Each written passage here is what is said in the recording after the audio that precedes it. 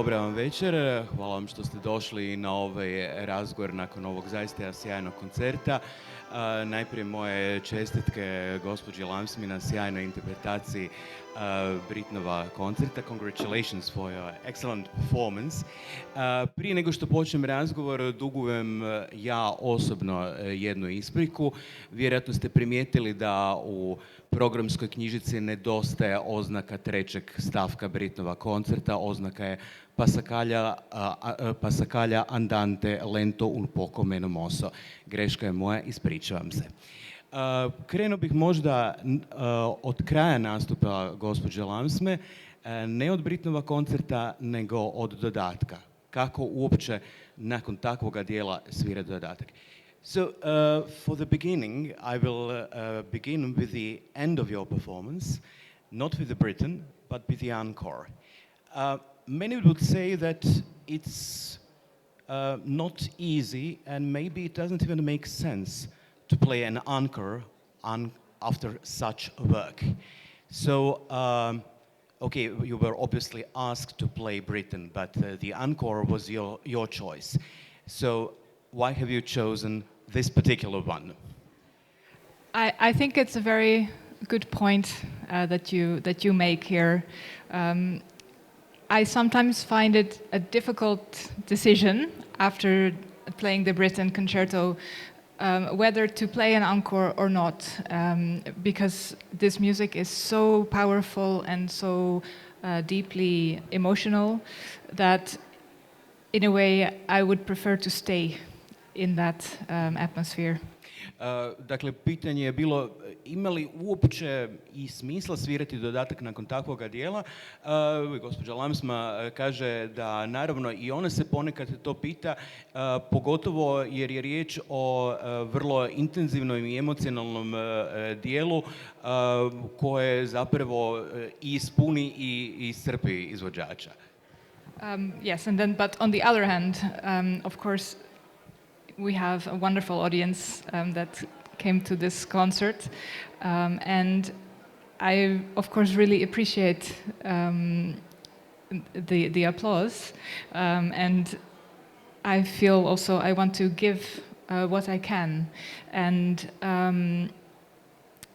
for me, the only thing that makes sense after possibly any music is Bach, because I feel that we always can come back to Bach.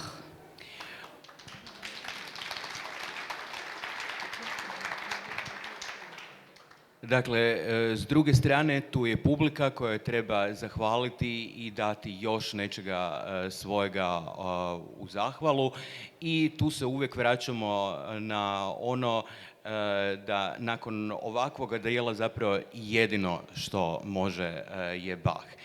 Bach koji je ovdje izveden na instrumentu koji je otprilike iz Bachova doba. So this Bach gives me opportunity for another question, and that is your instrument, which is, correct me if I'm wrong, but I think it's more or less contemporary with the music you were playing, namely Bach's music. Actually, no.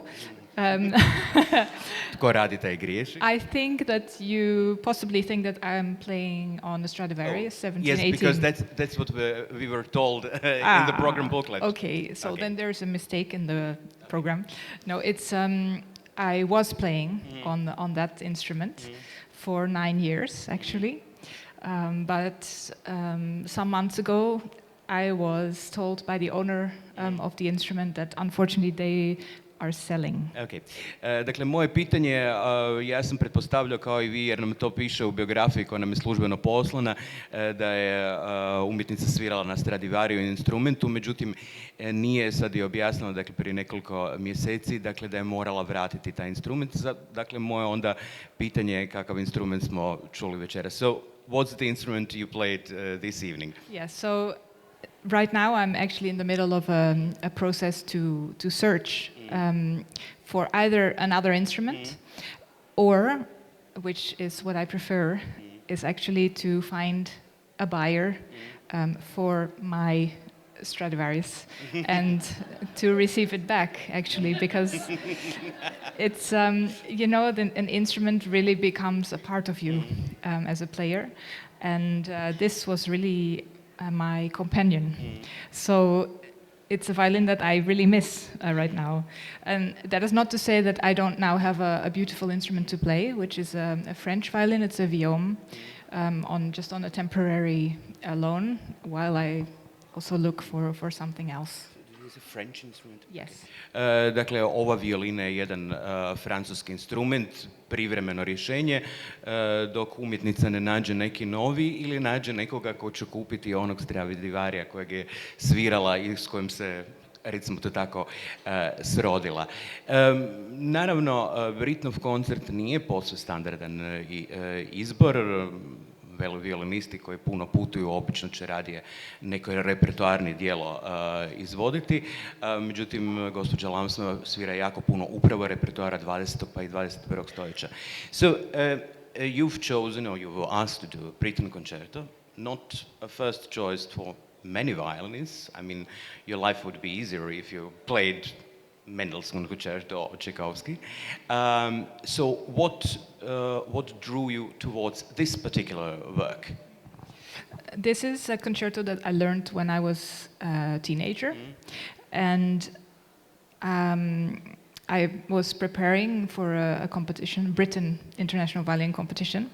And that's how I first got to know this concerto. And the moment I played this on the stage for the first time with orchestra, I deeply fell in love with this piece. Dakle, gospođa kaže da je to djelo nastudirala još kao tinejdžerka, da je to bilo njezin prvi nastup uz orkestar i da se zapravo već tada zaljubila u to djelo. And since that moment, I've actually played it in many debuts for me, and also together with Maestro JAAP van Zweden. I kaže da je na mnogim svojim prvim nastupima s nekim orkestrima svirala upravo taj koncert i često ga je izvodila upravo s maestrom van Zwedenom. I would say, of course, in most of the violin concertos, cadenza is your moment to shine. But this one, I think it is really special in maybe the whole of violin repertoire.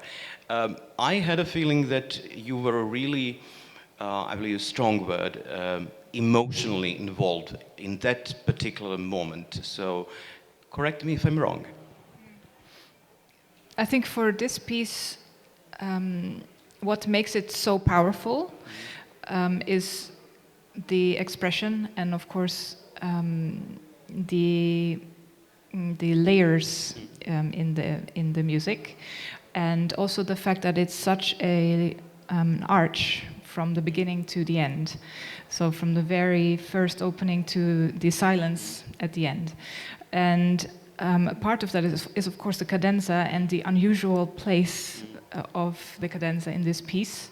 And it comes after a huge, outburst of the orchestra, and then there you have the solo violin, and it's in places it's really screaming almost, and it's very, very intense, this music, and then this is also why actually I love it. Yeah. Dakle, moje pitanje je bilo o ovoj kadenciji koja je zaista posebna upravo u ovome dijelu. Umjetnica kaže da naravno ono što je zanimljivo je čitav luk toga dijela, ali da ova kadencija ima jedno posebno mjesto, dakle pojavljuje se nakon jedne provale zvuka čitavog orkestra, trenutak koji je intenzivan upravo zato što u tom trenutku solistica ostaje sama. Umjetnica je mnoga dijela izvodila novija, neka i praizvodila, pa će moja naravno pitanje biti o suradnji i sa skladateljima i skladateljicama. I've mentioned you've played a lot of 20th and 21st century music. You have given world premieres of several works. So do you, when you performed a new work, do you just you get the score and read it and perform it, or do you work with the composers? This depends if the composer is available or alive, I should say. Dakle, suradnja s kompozitorima ovisi o tome je li skladatelj dostupan ili živ.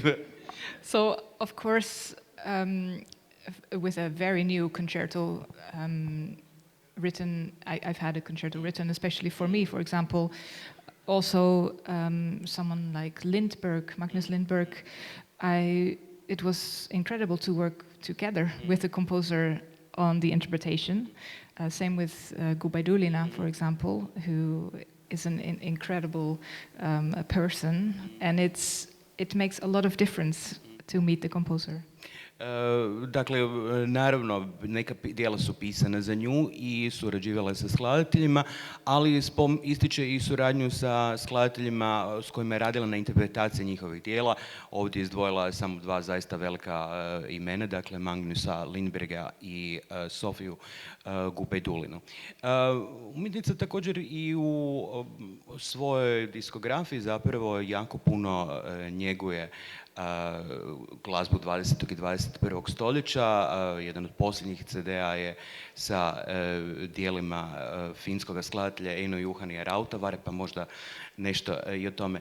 So you have recorded a lot of contemporary music. So one of your most recent CDs is one with the works of the Eino Juhani Rautavaare. So how do you choose your composers? Well, I should say that what I really love is to have a lot of variety in my repertoire. So I play from Bach to contemporary, but I'm quite selective in what I play. So it's really the criterion for me is that it needs to somehow move me. So it's my criterion is from the heart and not from the head. And so the works that I play, also the contemporary works, that is my criterion for choosing.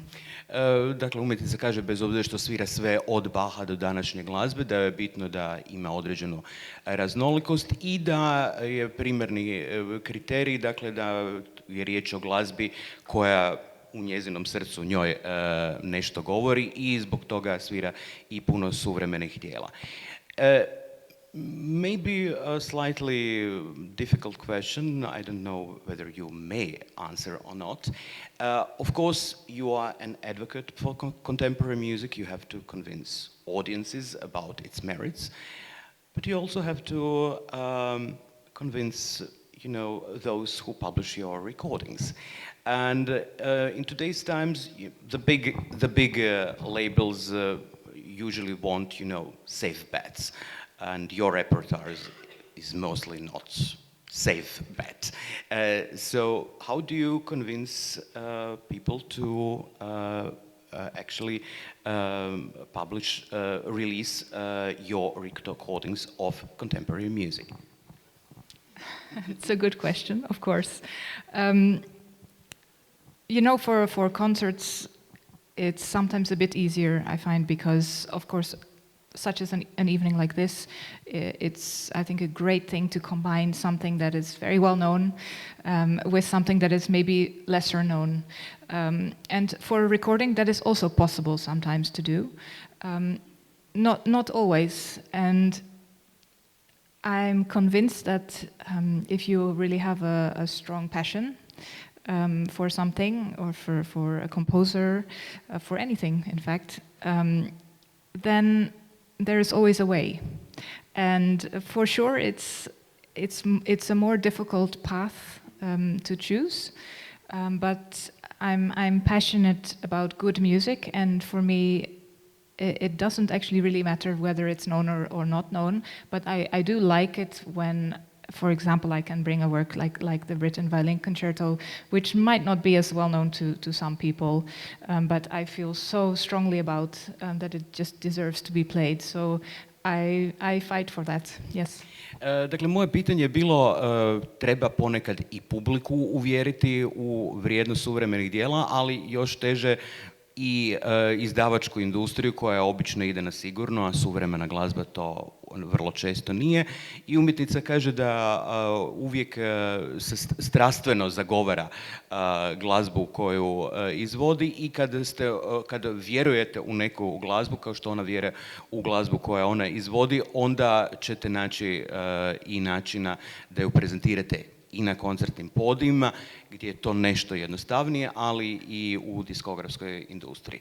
I za kraj, naravno, nekoliko pitanja što je u planovima za budućnost. So, for the end, plans for the future. I don't need a list of all your ongoing performances, but what would be things that you're mostly looking forward to? What makes you happy already now about the future? Well, right now, I would say tomorrow and Tuesday, we play the same program in Vienna and in Amsterdam.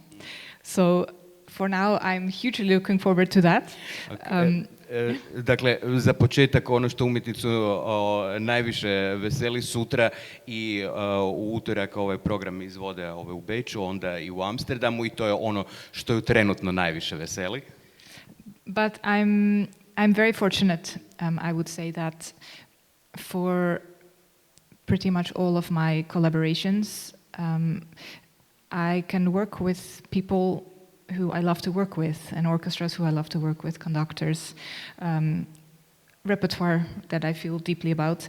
So I cannot make a choice in that, luckily, actually. Well, it's a very good answer. Dakle, umjetnica kaže da ne bi nikoga izdvajala jer ima sreće da općenito radi s dirigentima, orkestrima, glazbenicima s kojima voli raditi i izvodi glazbu koju voli izvoditi, da tu nema potrebe ništa izdvajati. I meni se čini da je to zapravo jedna lijepa točka na ovaj razgovor. Dakle, susreti se s umjetnikom koji voli svoj posao koji je više od samoga posla. So I was just saying it's a nice end to this conversation to meet an artist who loves his job, her job, which is way beyond just being a job. Thank you very much. Thank you. Thank you all.